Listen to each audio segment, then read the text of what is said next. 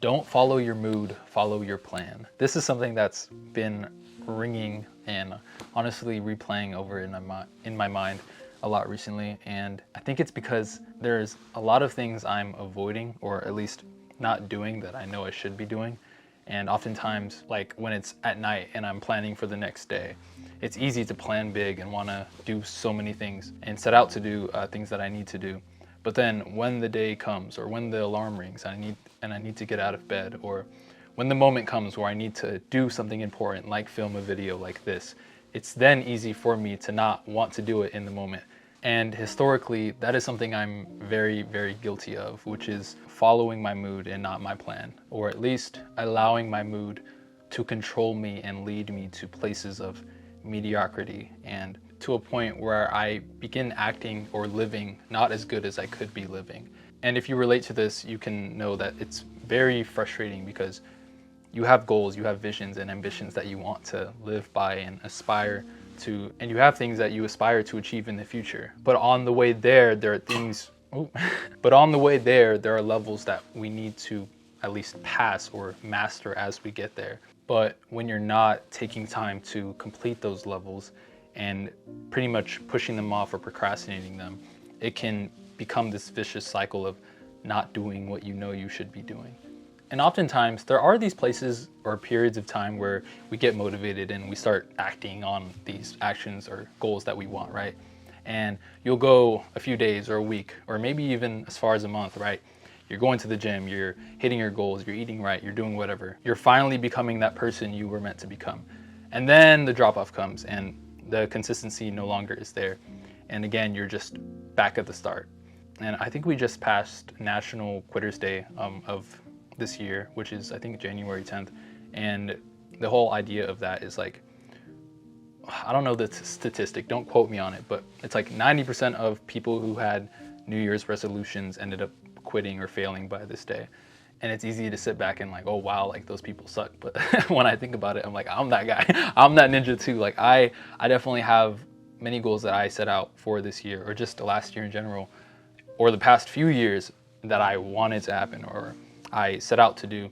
And I wanted to be consistent. I wanted to have a great year or a great pursuit towards those goals. And then sometimes, yeah, I do start out great, but then there are other times where I end up not continuing that momentum. And so, yeah, I think it can be tough to have this desire for something, but then over time realize that your actions aren't matching that desire. Like you can say you want something, but are you acting that way?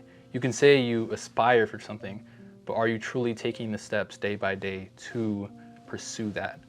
And that is where the true test of desire comes from, per se. Because, and I'm sure you know this, like there are times where people, or maybe even yourself, will say, oh yeah, I definitely want to go to that place, or I definitely would want to go eat out at that place. And you're like, yeah, I'll think about it. There's a difference between you saying, I think about it, versus like, I'm going to be there. And for the ones that we say that we're going to be there, we show up and we make sure that we're there, or we make sure we do that thing. In the same way, when we think about our goals, there are things where there are some things where like, oh, man, I really would want that to happen, or I really would want to do that. And then there's other things where we're like, I'm going to do that. I'm going to make that happen. And when it's all said and done, we know the difference between those two. And often it's easy to see the difference in hindsight, because there are some things we set out to do and it's like, we get them done. It's easy, right? And then there are other things we set out to do where we really want to do them. But then when we look back at our actions, we realize, I don't think I really wanted it as much as I said I did. And then when that realization comes, we then get two options, or at least I've seen two options, where either give up entirely and just forget about the goal itself, or two, recommit yourself to actually doing it. And this recommitment is less about a mindset shift and more about an action shift of actually pursuing it, meaning the same day or the next day, like you are on it and you are pursuing your goals. And I think a lot of people in the self-development space are big on mindset shift, but very little are they big on behavior shift. And I think that's what people really should focus on, especially me, because I'm all big on like learning stuff, learning new things and figuring out all cool ideas. But I think what I'm starting to realize is that what really matters is behavior, is changing, is actually putting action towards what you learn. And so to bring it all back to following the plan versus following your mood. A lot of times our mood is not to do it. Oftentimes I would rather sleep in or not record this video and instead watch other videos on YouTube and learn new things. But I think there's got to come a time where you're sick and tired of being sick and tired. And instead of following your mood and the part of your brain that wants to stay the same and not change, I think if you really want to see growth and really want to see change in your life, you do have to change and decide to follow your plan instead. And this doesn't mean you suddenly become a robot or don't care about your feelings, but it does mean that you begin to operate in a sense of power, a power that isn't constantly pulled in every direction of your mood, but is instead firm in your values and principles and the plan that you have that you're setting out to do. And that is the difference between following your mood and following your plan. One is very temporary. It's something that's easy to do in the now, but something that will be harder in the long run because you'll regret it.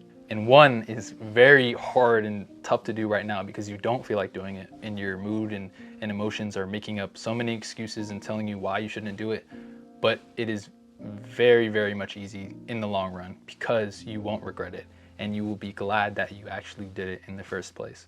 And that is the power that I'm starting to see in that. And by no means have I this mastered or anything, but I do think it's something important to highlight and definitely a lesson that I am looking to not only learn, but act on in this year.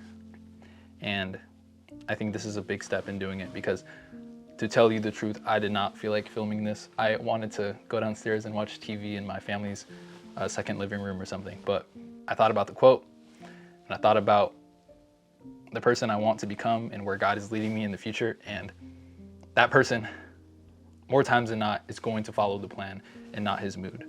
Therefore, if I'm going to act that way, eventually, I might as well act like it now.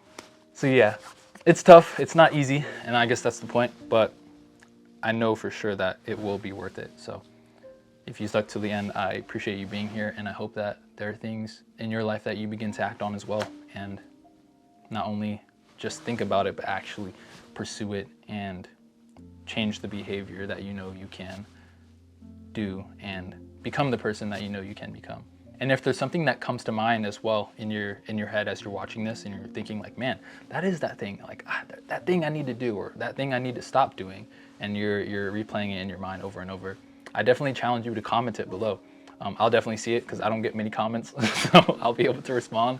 I guess be a source of accountability for you. But yeah, I would love to see many people start pursuing their goals, even if it's just one person.